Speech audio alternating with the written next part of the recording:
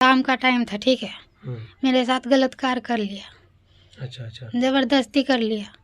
अच्छा। जबरदस्ती कर लिया। जब तक लड़की राजी नहीं था तो उसके साथ देखिए, फिर ऐसे ये जो एक्ट होता है ये दोनों के कंसेंट से होता है। लड़की का कहना है कि मेरे साथ जबरदस्ती किया है। क्या आप इस चीज़ों पे आपको क्या लगता है? देखिए, अगर लड़की माइनर है, I don't know exact as of that girl, लेकिन अगर लड़की माइनर है, इफ़ शी इज़ 18 और मतलब बिलो 18, तो वहाँ पे क्या है कि लड़की का कंसेंट मायने नहीं रखता। और अगर मान लीजिए कि ठीक है, अगर लड़की मेजर भी है, तो यहाँ तो आप देखिए कि जो मैंने स्टेटमेंट देखा लड़की का, लड़का उसको फॉल्सली इंड्यूस किया कि नहीं तुम मेरे साथ ऐसा करो, हम तुमसे ही शादी करेंगे, उसे सिंदूर लगा दिया, सब चीज़ कर दिया। तो वो तो हम यही कहेंगे ना कि उसको फॉल्सली इंड्यूस किया इस चीज़ में इन्वॉल्व होने के लिए। तो यहाँ पे तो लड़का की बिल्कुल गलत है, तो उसके ऊपर तो रेप का चार्जेस जो है वो बिल्कुल लगना चाहिए। जब तक लड़की राजी नहीं था तो उसके साथ फिर ये जो एक्ट होता है ये दोनों के कंसेंट से होता है, ठीक है। लेकिन यहाँ पे अगर लॉफुली देखा जाए तो लड़की जो है वो माइनर अगर है तो उसका कंसेंट मैटर नहीं करता है। लेकिन मुझे लगता है कि लड़का तो बिल्कुल अबव 18 21 ईयर से ऊपर ही का लड़का था वो, ठीक है।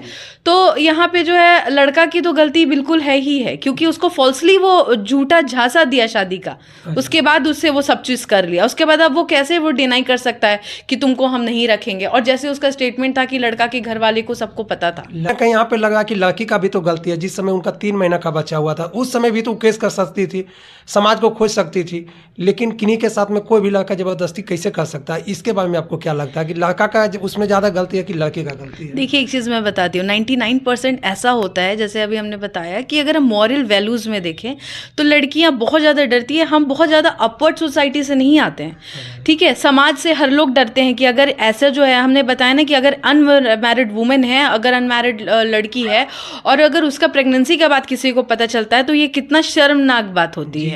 और लड़की तो बहुत ज़्यादा अपर सोसाइटी के यानी गरीब फैमिली से हैं वो लोग। और जैसे लड़की ने बताया कि लड़का उसको धमकी दे रहा था बार बार कि अगर तुम जो है किसी को भी बोलोगी तो हम तुम्हारे फैमिली को जान से मार देंगे, तुमको मार देंगे। तो यहाँ और ऐसा बहुत केसेस में मैंने देखा है। पहले हमारा एक NGO भी था जिसमें मैं मैट्रिमोनियल केसेस में मैं फ्री लीगल एड का काम करती थी।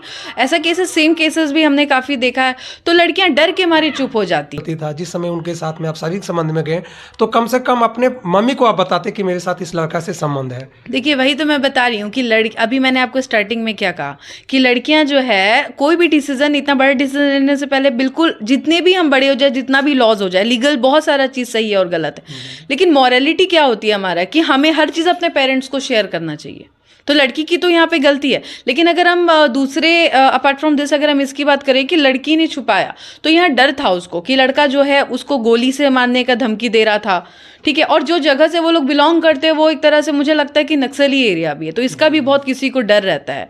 तो इसलिए लड़की ने नहीं बताया। लेकिन इसके लिए उसको जो है अब जाके सेक्शन 503 के अंडर और 506 के अंडर उसके अलग से उसके ऊपर वो चार्जेस मतलब केस कर सकती है।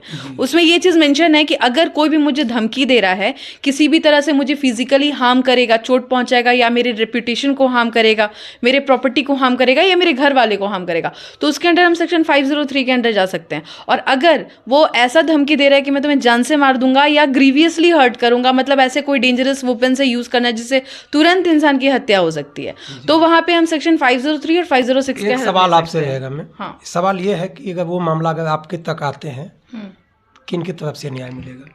किन को आप सपोर्ट करेंगे? लड़की को। कैसे यार लड़की का आप सपोर्ट करेंगे? लड़की को सपोर्ट इसलिए करेंगे, देखिए आपको आप इसलिए कि लड़की जाती हैं इसलिए तो नहीं, इसलिए मैं नहीं कर रही। देखिए, अगर अभी कुछ टाइम पहले जो सुप्रीम कोर्ट का एक जजमेंट आया था, मैं नाम भी बता देती हूँ केस का, Lalita Toppo versus state of Jharkhand, जिसमें कि सुप्रीम कोर्ट ने साफ साफ जो है वो लीगल रिलेशनशिप को उन्होंने वैलिडिटी दी थी, लिविंग इन रिलेशनशिप को।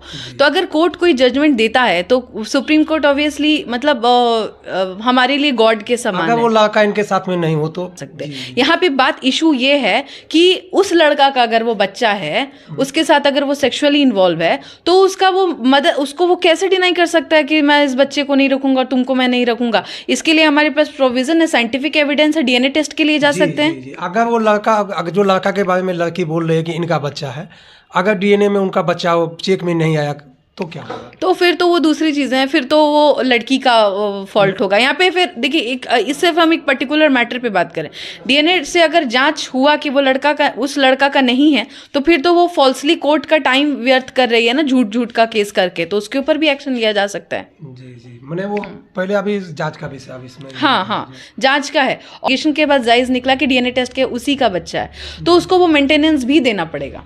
और एक चीज़ और मैं बता देती हूँ, जैसे कि आपने ये देखा होगा कि लड़कियां, अभी मैंने बताया 99% लड़कियां जो है वो छुप के या तो सुसाइड कर लेती हैं, या बच्चा अगर हो जाता है तो उसको कहीं फेंक देती हैं कि डर से। तो ऐसे केसेस में क्या होता है कि बच्चा का तो ज़िंदगी ख़राब हो रहा है, लड़का लड़की ने गलत किया, बच्चे का क्या होगा?